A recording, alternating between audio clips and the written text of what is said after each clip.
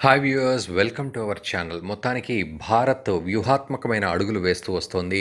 China విషయంలో కూడా వ్యూహాత్మకంగా అడుగులు వేయడం వల్లే చైనా భయపడి వెనక్కి తగ్గాల్సిన పరిస్థితి.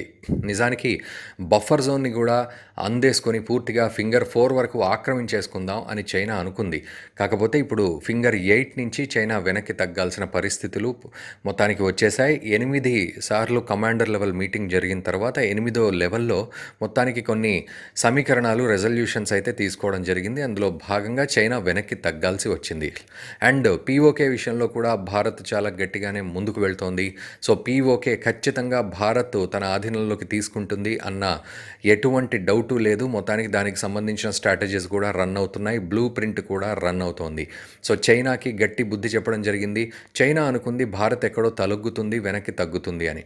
బట్ మొత్తానికి చైనాకు ఛాతి చూపెట్టి ఎదురొడ్డి భారత్ నిలబడింది. దెబ్బకి చైనా అటు చలితో వణుకుతూ, భారత్తో వణుకుతూ మొత్తానికి కొండ శిఖరాలన్నీ దిగి ఇంటికి వెళ్ళిపోయే పరిస్థితి వచ్చింది.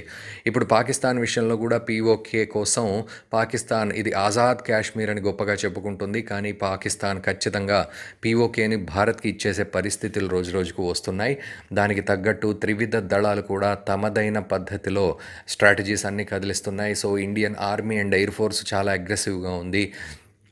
ముఖ్యంగా పీఓకేని ఎలా మనం చేజిక్కించుకోవాలా అనే విషయంలో వ్యూహాలు రచించడం జరుగుతోంది. పాకిస్తాన్కి కూడా ఒకంత భయం పట్టుకుంది.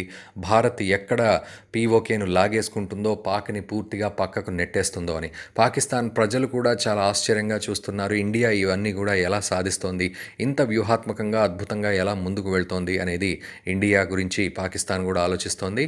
మరి చూద్దాం రాబోయే రోజుల్లో పీఓకేను ఏదైతే ఆజాద్ కాశ్మీర్ అని గొప్పగా పాకిస్తాన్ చెప్పుకుంటుందో అటువంటి కాశ్మీర్ను నిజానికి పాకిస్తాన్ కబ్జా చేసింది భారత్ది. సో ఖచ్చితంగా ఈ ల్యాండ్ అంతా కూడా భారత్కి రావాలి. దానికోసం బ్లూ ప్రింట్ కూడా వేస్తోంది. రాబోయే రోజుల్లో ఖచ్చితంగా పీఓకే భారత్కి సొంతమవుతుంది.